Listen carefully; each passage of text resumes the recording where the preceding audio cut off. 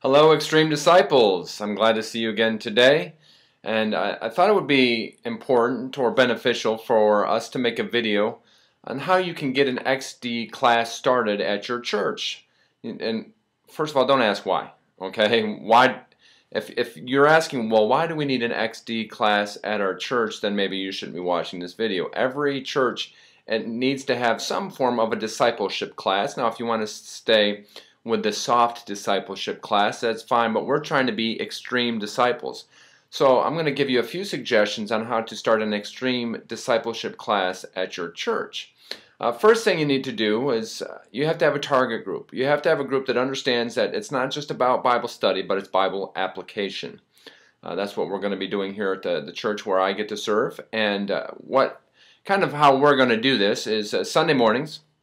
We will have our meeting time where we have a Bible study, but it's going to be put out that this is not your grandparents' Bible study class. This is a class where you show up learning how to serve the next time we meet.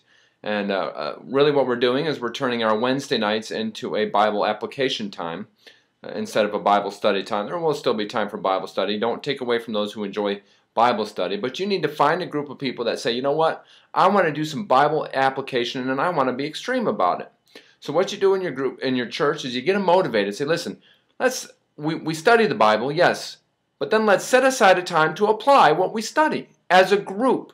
And not just, hey, once a year, this is our annual, we go out into the community and we do something event. No, this is our every week we're out in the community doing something event. That's what they did in the early church. They were always out in the community doing something. So Sunday morning, get a class together of people that are saying, listen, we want to be extreme.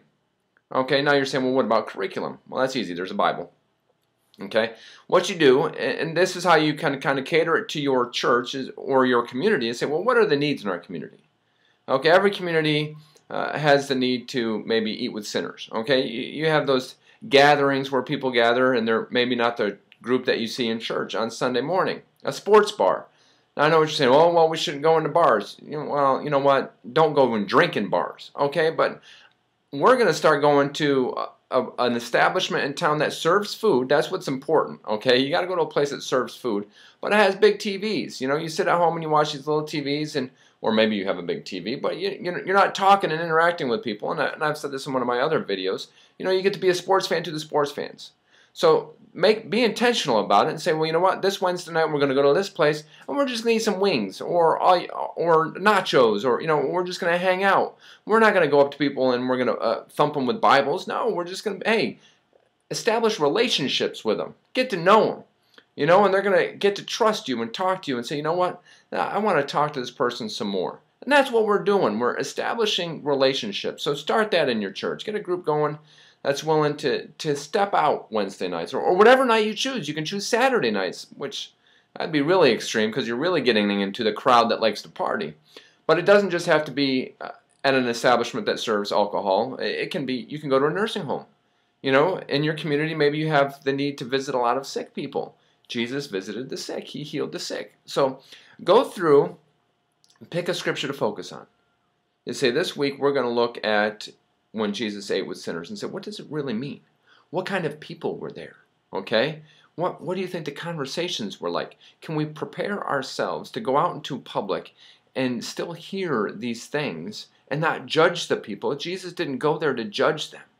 But you're going to hear some things that you wouldn't hear at home, okay, that you're not going to hear in church. But you need to be there and you don't judge them, but you say, these are the hurting people that we need to go see. Do it. Or healing. What did Jesus do with healing? Well, guess what? He touched someone that was an untouchable before he healed him.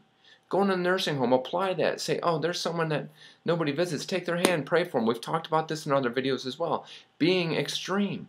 Okay, take your group to the hospital or to the nursing home, a community event. Maybe there's something going on at the ballpark. Bring the children to me, right? All these things you can be doing in a follow-up to what you studied Sunday morning. Be extreme in your church. Start this group in your church. Be excited about it. I don't think anybody in your church is going to say, well, no, I don't want to say that, but I hope there's not someone in your church who's going to say, we don't want to be extreme. We're okay with being mediocre disciples or handing out paper and getting people to come to church. No. You say this is not any mamsy-pamsy discipleship group. This is an extreme discipling class, and we're going to apply what we learn, and we're going to go out and we're going to change the world for Christ. And that's what it means to be an extreme disciple. I hope you can take this and get your church excited about it and start going out into your communities and being extreme disciples. Hope you have a great time doing it. God bless.